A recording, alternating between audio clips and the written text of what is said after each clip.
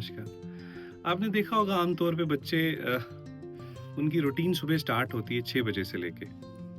उसके बाद स्कूल जाना, स्कूल के बाद ट्यूशन जाना, ट्यूशन के बाद स्टेडियम जाना या उसके बाद कोई स्पोर्ट्स एक्टिविटी करना, तो फिर थक हार के सो जाना। फिर सैटरडे संडेज लेट उठना। तो बच्चे का जो माइंड है वो एंगेज रह रहा है।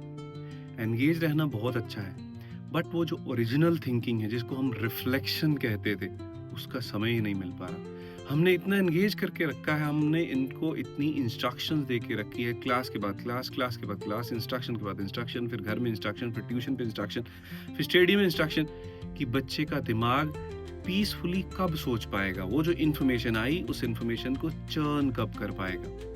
मुझे लगता है पुराने ज़माने में ये जो ट्यूशन का कल्चर नहीं था या ओवरडोज का कल्चर नहीं था, तो बच्चे ओरिजिनली सोचते थे।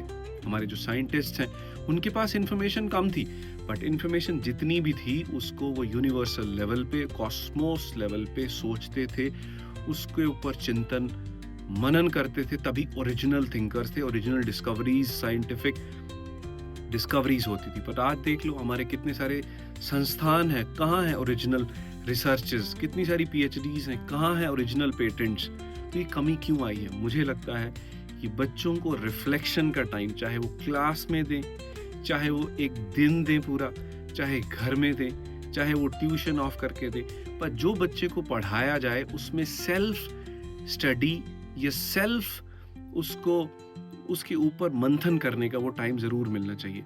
ऊपर से 21st सेंचुरी स्किल्स में जैसे अभी आपने देखा होगा आर्टिफिशियल इंटेलिजेंस।